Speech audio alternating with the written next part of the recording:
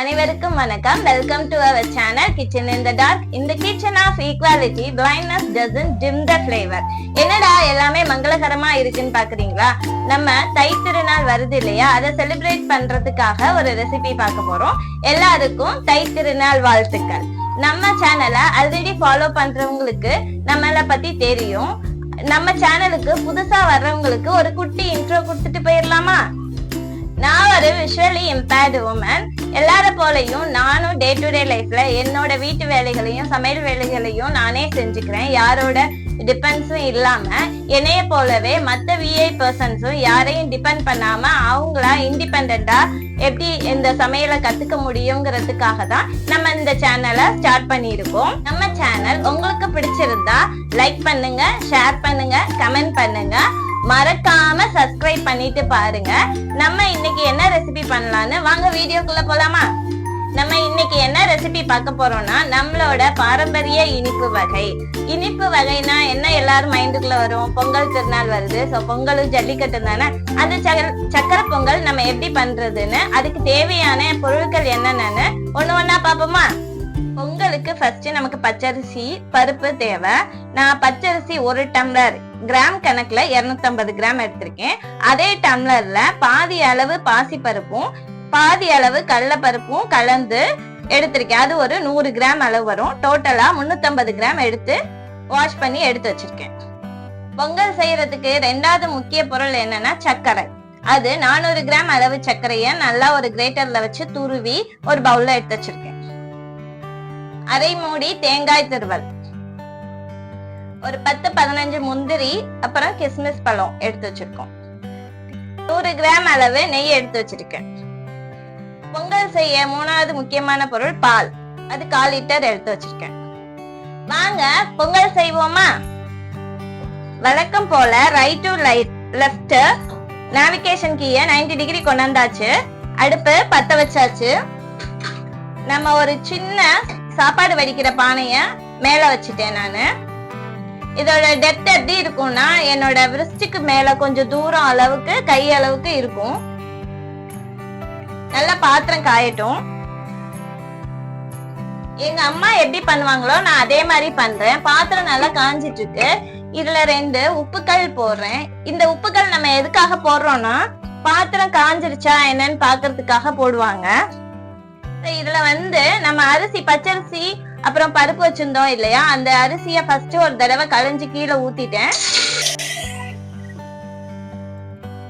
அதுக்கப்புறமா நல்லா களைஞ்சு 2 தண்ணி எடுத்து அந்த தண்ணிய இப்ப நம்ம பாத்திரத்துக்குள்ள ஊத்தி இருக்கோம்.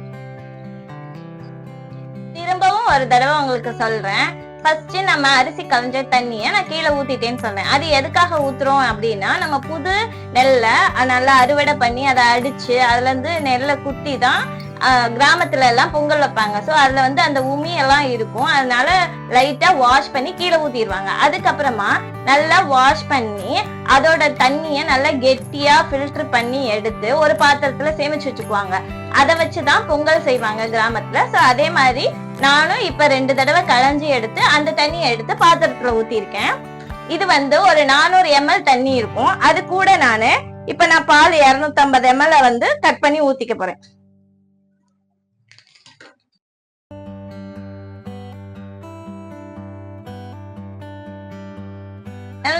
ml பால் ஊத்தியாச்சு. இது நல்லா காஞ்சு பொங்கி வரட்டும். அதுக்கப்புறமா நம்ம அரிசி பருப்பு எல்லாம் சேர்த்துக்கலாம்.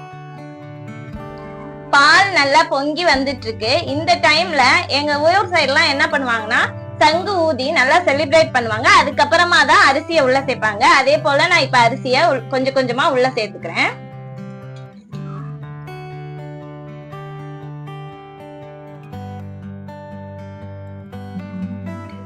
எல்லா அரிசியும் உள்ள சேர்த்துட்டேன். பாத்திரத்தை உள்ள எல்லாமே நல்லா சுத்தமா வலிச்சு உள்ள போட்டிருக்கேன். சோ இது நல்லா கொஞ்ச நேரம் கொதிக்கட்டும். அதுக்கப்புறமா என்ன பண்ணலாம் பார்க்கலாம். நம்ம சேர்த்திருக்க அந்த தண்ணி பால் கூட சேர்ந்து அரிசியும் பருப்பும் நல்லா சேர்ந்து கொதிச்சிட்டு இருக்கு.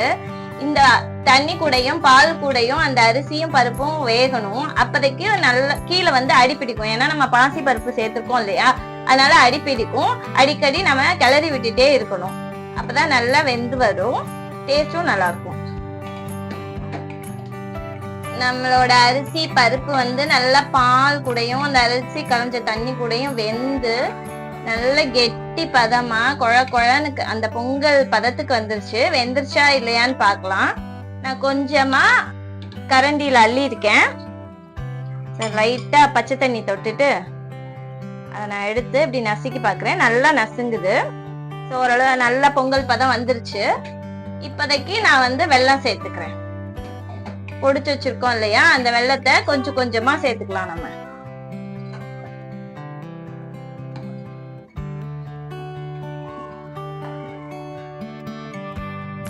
மெதுவா சேருங்க.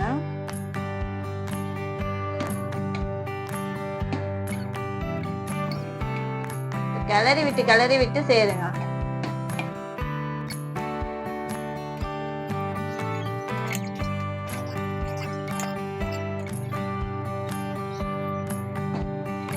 நல்லா முழு வெல்லத்தையும் உள்ள கலந்துட்டேன். அப்பப்ப கிளறி விட்டு சேர்க்கணும். அப்பதான் நல்லா இருக்கும். ஒன்னோட ஒண்ணு சேரும். நம்ம வெல்லம் போட்டோன்னே திரும்ப தண்ணியா ஆகும். எனக்கு இப்ப வந்து அந்த வெள்ளத்தோட வாசத்தை வச்சு பார்க்கும்போது எனக்கு வெல்லம் பத்தாத மாதிரி தோணுச்சு. இன்னும் கொஞ்சம் வெல்லம் சேர்த்துக்கிறேன். அதே அளவுக்கு நமக்கு வாசம் வைக்கும் போதே தெரியும் அந்த பொங்கல் தித்திப்பா இருக்கா இல்லையா அப்படின்னு.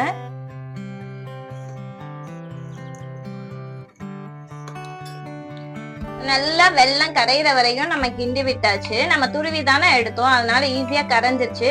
இதோட ப்ராசஸ் எல்லாமே முடிஞ்சிச்சு. நான் இப்ப அடுப்பை ஆஃப் பண்ணிக்கிறேன். ஆஃப் பண்ணிட்டு நம்ம எடுத்து வச்சிருந்தோம் இல்லையா நெய், அதை சேர்த்துக்கிறேன். 100 கிராம் ஃபுல்லா சேர்த்தாச்சு. அதுக்கப்புறமா கிஸ்மிஸ் முந்திரி எடுத்து வச்சிருந்தோம் இல்லையா, அதையும் போட்டாச்சு. அதுக்கப்புறமா அதை மூடி தேங்காய் வச்சிருந்தோம் இல்லையா, அதையும் சேர்த்தாச்சு.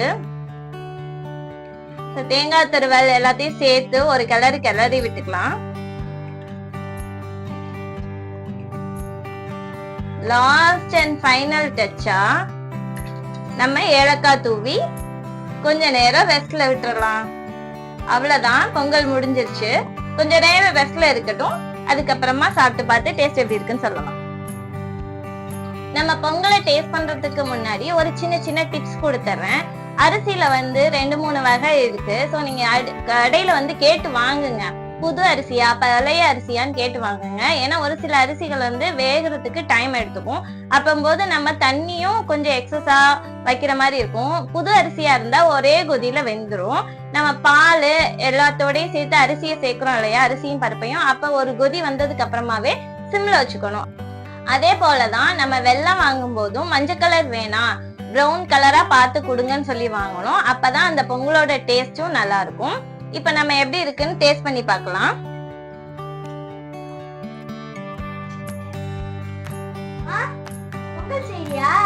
ஆமாடா, எப்பயுமே நீ என்ன சொல்ற? நான் இன்னைக்கு டேஸ்ட் பண்ணி சொல்லவா? சொல்லு. இந்தா